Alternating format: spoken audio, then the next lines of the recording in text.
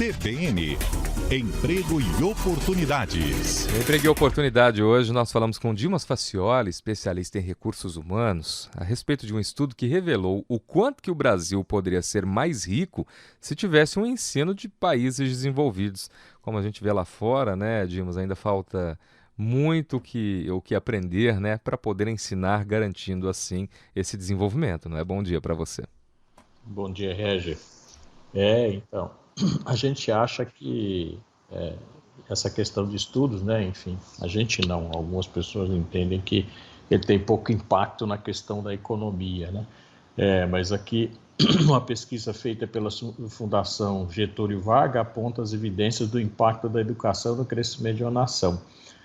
Por não chegar ao menos a nota média dos estudantes de países desenvolvidos em avaliações internacionais, o Brasil deixa de ganhar 2 pontos percentuais no Produto Interno Bruto, no PIB, ao ano. A conclusão está nesse estudo de pesquisadores da Escola de Economia da Fundação Getúlio Vargas, que faz uma síntese das evidências sobre o impacto da educação no crescimento de uma nação. O Brasil é um dos últimos colocados em rankings de avaliações e seu PIB médio na última década, 2010 a 2020, foi de 0,26%. O trabalho também deixa claro que o aumento da riqueza de um país se dá pelo incremento na qualidade da educação e não apenas pela taxa de escolaridade, como se acreditava no passado.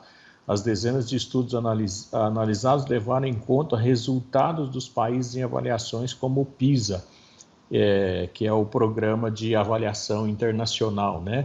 Feito com diferentes países, feito pela Organização para a Cooperação e Desenvolvimento Econômico, a OCDE, e a sigla em inglês, né, TIMSS, que é a Tendências no Estudo Internacional de Matemática e Ciências, né?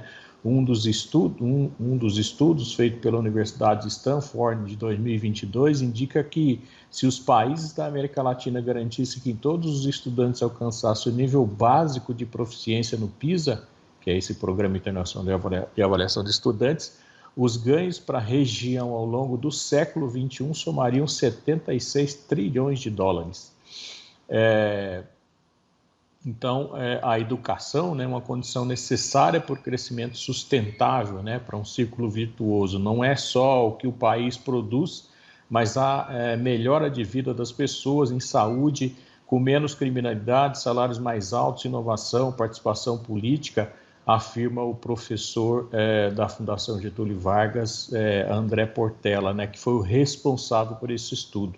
E a gente fala aqui, né, Régia, que o mercado de trabalho sente diretamente essa nossa deficiência na educação.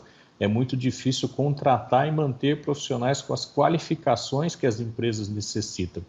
O conhecimento básico das ciências dificulta o aprendizado no trabalho, como os de análise e resolução de problemas, manuseio de equipamentos automatizados e leitura de indicadores de performance desses equipamentos, por exemplo. Os estudos considerados pela Fundação Getúlio Vargas mostram também como uma escola de mais qualidade influencia positivamente outros aspectos sociais, reduzindo taxa de homicídio e violência doméstica, por exemplo. Há ainda uma pesquisa brasileira que indica que o aumento do IDEB, o Índice de Desenvolvimento da Educação do país, está associado a maiores taxas de geração de emprego nos municípios, né? Então, o verdadeiro motor da economia não é a taxa de juros, né? É o capital humano, ele perdura e tem impactos reais a longo prazo, segundo o diretor de Conhecimentos, Dados e Pesquisas da Fundação Lehman, o Daniel de Bonis, que foi quem requisitou esse estudo, né? O estudo foi feito a pedido da Fundação Lehman. E pesquisas mostram que a melhora na educação impacta ainda mais os países em desenvolvimento. Em países de renda média baixa, o PIB poderia ser elevado em até 28%. Entre os países de renda média, como é o Brasil, em até 16%, e os de renda alta, 10%, porque já são países que estão num processo longo de desenvolvimento.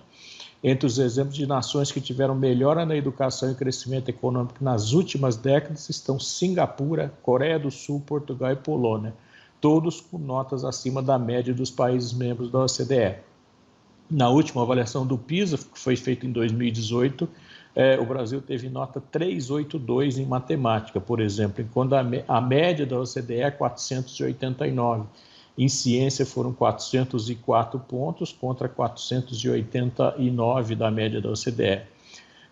Os estudantes brasileiros, se os estudantes brasileiros aumentassem a nota em cerca de 50 pontos, o equivalente à metade do caminho até chegar à média dos países desenvolvidos, o PIB do país já cresceria 1 ponto percentual. Em toda a última década, a gente já falou isso, 2011 a 2020, com recessão e pandemia, o Brasil registrou PIB médio de 0,26%. Régia, com a nota atual no PISA, a maioria dos alunos brasileiros está em níveis considerados abaixo do básico em leitura, matemática e ciência, as 3 áreas avaliadas pelo PISA. Mesmo com o aumento na nota nos últimos anos, 4 em cada 10 adolescentes no país, o exame é feito aos 15 anos de idade, né, não consegue identificar a ideia principal de um texto, ler gráficos, resolver problemas com números inteiros ou entender um experimento científico simples, né? Então, precisamos cada vez mais, né, investir na educação. Tem aqui ainda, segundo esses dados analisados, se o Brasil continuar no mesmo ritmo de desenvolvimento de capital humano, demoraria 1 década para chegar ao nível do Chile e 3 décadas para alcançar nações como Portugal e Japão. A situação ainda piorou com a pandemia da Covid-19, né, que nós ficamos fora da escola, os alunos ficaram fora da escola, cujas pesquisas mostram queda na aprendizagem das crianças em todo o país, especialmente na etapa de alfabetização. Tomara que com esses dados, né, com essa divulgação, mais políticas públicas para fomento da educação, para que as pessoas tenham mais acesso, inclusive à educação superior, que essas políticas públicas possam, né, inserir mais pessoas, não só no aprendizado, como no mercado de trabalho também, para fomentar, né, Dimas, essa evolução, inclusive financeira, né? Exatamente. Nós precisamos aproveitar os novos governos federal e estaduais aí, que eles tenham isso como perspectiva de investimento, né, para a gente poder prioridade. Melhorar. Né? Dimas, muito